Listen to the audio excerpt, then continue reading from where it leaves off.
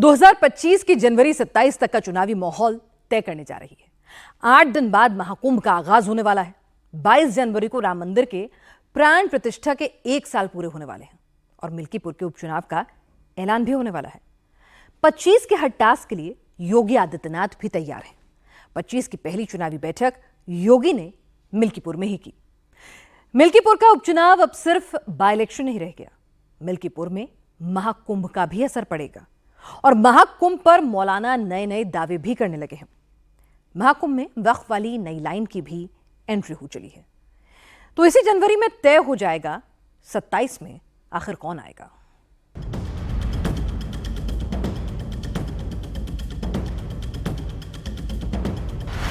योगी आदित्यनाथ की 25 की पहली चुनावी बैठक मिल्कीपुर में हुई। बंद कमरे में हुई बैठक में मंच पर योगी खुद मौजूद थे। योगी के साथ उनके 7 मिल्कीपुर उपचुनाव के प्रभारी मंत्री और सिपहसालार भी थे। बैठक में बीजेपी के पदाधिकारियों और कार्यकर्ताओं को बुलाया गया था। बंद कमरे में हुई बैठक में योगी ने बड़ा दावा किया। योगी ने कहा, जिस तरीके से हमने कुंदरकी में 65% मुस्लिम आबादी के बाद भी जीत हासिल की, उसी तरीके से हम विकास के नाम पर मिल्कीपुर में रिकॉर्ड वोट से उपचुनाव जीतेंगे। मेरा देश सुरक्षित है तो हम सब सुरक्षित हैं।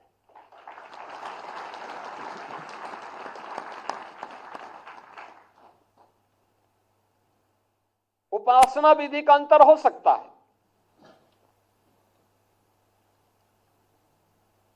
लेकिन एक धर्म और वह राष्ट्र धर्म। राष्ट्र धर्म सर्वोपरि है। उस मामले में किसी प्रकार का कोई समझौता नहीं।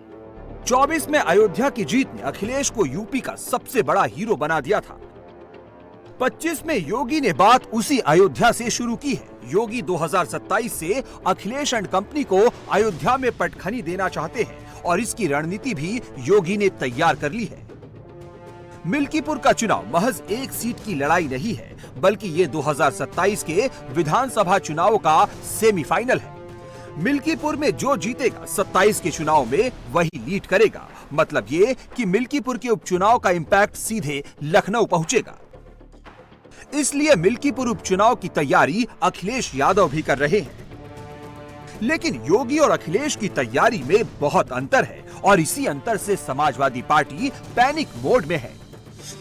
योगी लोकसभा के चुनाव के बाद 5 बार मिल्कीपुर का दौरा कर चुके हैं, जबकि अखिलेश लखनऊ में बैठकर ही रणनीति बना रहे हैं। मिल्कीपुर की कमान योगी ने अपने हाथ में ली है, इसलिए अखिलेश सीधे सीधे योगी को टारगेट पर ले रहे हैं।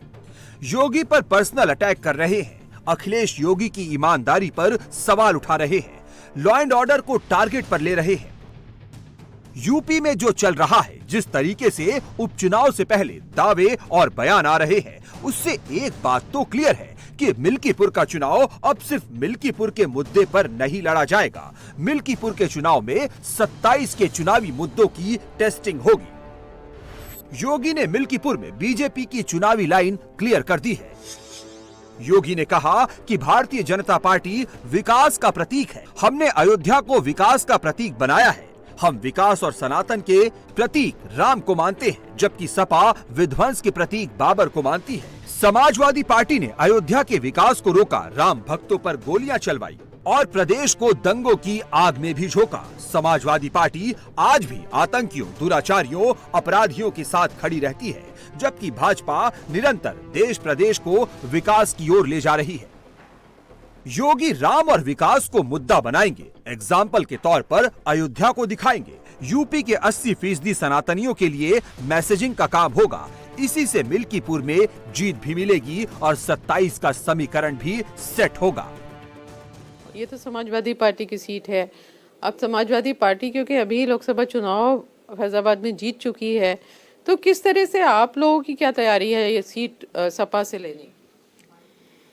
देखिए, कोई सीट किसी पार्टी वार्टी की नहीं होती, ये हम कम से कम नहीं मानते। बहुत सारी सीटें, कुल 42, 44, 54, 50 सीटें उत्तर प्रदेश में भारतीय जनता पार्टी जीतती, तो सब तो सीटें समाजवादी पार्टी या कांग्रेस या दूसरे दलों की थी। आज जो है भारतीय जनता पार्टी 325 सीट पाती है, 270 सीट पाती है, तो सीट उठ किसी की नहीं होती।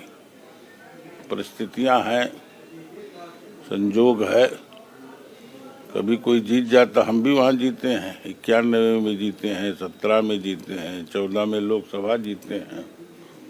तो जिस प्रकार का वातावरण रहता है, जिस प्रकार की परिस्थितियां रहती हैं, हारते जीतते हैं, लेकिन आज वहाँ भारी बहुमत से हम जीतने वाले, इसको हम कह सकते हैं। योगी ने जो आरोप समाजवादी पार्टी पर लगाए, उसका सैंपल सीधे सीधे अखिलेश यादव की टाइमलाइन पर दिखा। अखिलेश यादव ने आगरा में औरंगजेब की हवेली पर चले बुलडोजर को मुद्दा बनाया, सभी दोषियों के खिलाफ कार्रवाई की मांग की। अखिलेश मुस्लिम वोट के लिए औरंगजेब की हवेली को मुद्दा बना रहे हैं, लेकिन योगी राज में जात पात के हिसाब से काम नहीं होता। आगरा में औरंगजेब की हवेली पर सरकार ने नहीं, बल्कि प्रॉपर्टी डीलर ने बुलडोजर चलवाया। बिल्डर ने प्रॉपर्टी पर दावा किया और कुछ अधिकारियों की मिलीभगत से बुलडोजर चलवाना शुरू किया, लेकिन जैसे ही जिला प्रशासन को इसकी जानकारी मिली, एसडीएम सचिन राजपूत की अगुवाई में पुरातत्व विभाग की टीम और पुलिस मौके पर पहुंची और बुलडोजर एक्शन को रुकवाया गया। डीएम अरविंद मलप्पा बांगरी ने यथास्थिति बरकरार रखने का आदेश दिया है। साथ ही राजस्व विभाग ने मामले की जांच शुरू कर दी है। अखिलेश कोई भी काम वोट बैंक के हिसाब से करते हैं, लेकिन योगी राज में भेदभाव नहीं होता। योगी राज में काम विकास और कानून के हिसाब से होता है।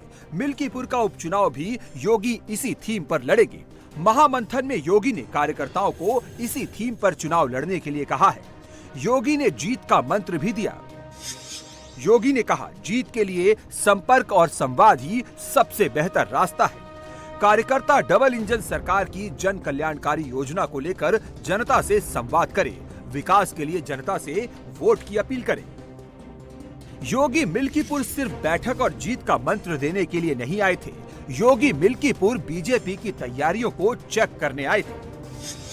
योगी के मिल्कीपुर आने की जो सबसे बड़ी वजह थी, वो ये कि योगी मिल्कीपुर में बीजेपी कैंडिडेट का नाम फाइनल करना चाहते थे। योगी ने मिल्कीपुर के कैंडिडेट का नाम फाइनल कर लिया है और कार्यकर्ताओं का फीडबैक भी ले लिया है। अखिलेश यादव मिल्कीपुर सीट से अजित प्रसाद को कैंडिडेट बनाएंगे। योगी के दौरों ने अवधेश प्रसाद की भी बेचैनी बढ़ा दी है। मुख्यमंत्री योगी आदित्यनाथ फिर से वहां गए, कार्यकर्ताओं की मीटिंग की। अब जो प्राण प्रतिष्ठा हुई थी पिछले साल, उसका इस बार 1 साल वो मनाएंगे, वहां पे जश्न होगा। कुंभ महाकुंभ होने वाला है, उसको सरकार उसका प्रचार प्रसार करी। इसका कुछ असर आप चुनाव में देखते हैं कि इसका फायदा बीजेपी को होगा? देखिए, ऐसा है, आपने जो कहा कि माननीय योगी जी कई बार गए, हम समझते हैं कल गए थे 3 तारीख को, और मुझे जो जानकारी मिल रही है कि 8 तारीख को भी उनका कार्यक्रम लगा है जाने। एक मैथमेटिक का एक सिद्धांत है, गणित का एक सिद्धांत है, 0 + 0 + 0 + 0 = 0। तो एक बार नहीं अनेक बार जाएं तो माननीय योगी जी अनेक बार जाएं, रोज पड़े रहें। 16 मंत्री पड़े हैं, माननीय योगी जी 7 बार जा चुके हैं। तो जो हमने कहा कि एक मैथमेटिक का कैलकुलेटेड सिद्धांत है, 0 + 0 + 0 + 0 + 0 = 0, तो उनके जाने का कोई मतलब नहीं है और उनका वोट नहीं है, वोट तो हमारा है। अभी 2025 का पहला महीना चल रहा है। 24 की जनवरी में 500 साल बाद रामलला अयोध्या में विराजमान हुए थे। 25 की जनवरी में प्रयागराज में महाकुंभ हो रहा है। 144 साल बाद महाकुंभ का दुर्लभ संयोग बना है। प्रयागराज में महाकुंभ का समापन होगा और मिल्कीपुर में उपचुनाव का शंखनाद है। महाकुंभ में हिंदुओं का सबसे बड़ा आयोजन हो रहा है और अब मौलानाओं की टोली ने महाकुंभ को भी टारगेट पर लेना शुरू कर दिया है।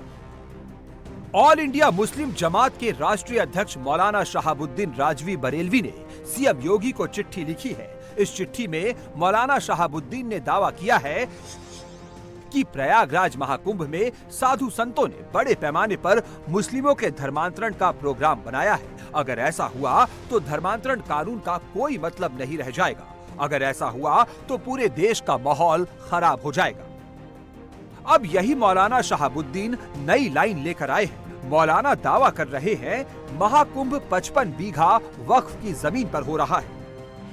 प्रयागराज के जो मुसलमान हैं उनमें से एक सरताज नाम के हैं, उन्होंने इस बात की जानकारी दी और कहा, एलानिया तौर पर इस बात को कहा कि जो जमीन है, जिस जमीन पर, जमीन के बहुत सारे हिस्से पर जो शामियाने तंबू वगैरह लगाए गए हैं, इंतजामात किए गए हैं, मेला लग रहा है, ये वक्फ की ज़मीन है और वहाँ के मुसलमानों की ज़मीन है।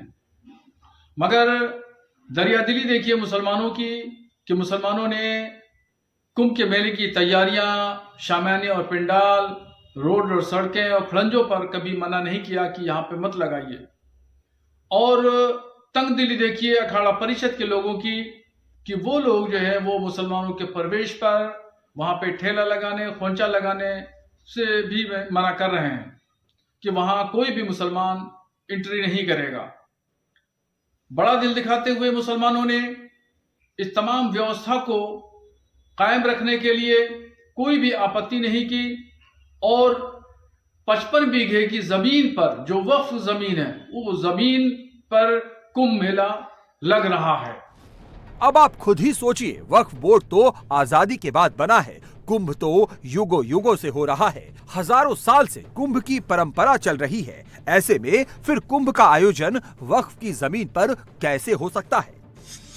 वक्फ बोर्ड का गठन 1954 में हुआ था। इस वक्त पंडित जवाहरलाल नेहरू प्रधानमंत्री थे और कुंभ के आयोजन की कहानियां हिंदू पुराणों में लिखी गई है। 10,000 ईसा पूर्व भी अनुष्ठानिक नदी स्नान की अवधारणा के प्रमाण मिल चुके हैं। सनातन संस्कृति पे अभी नहीं, आदि काल से हमले होते रहे। मुगल काल में हुए, अंग्रेजों के जमाने में सनातन को समाप्त करने के लिए, सनातन को नष्ट करने के लिए प्रयास किए गए।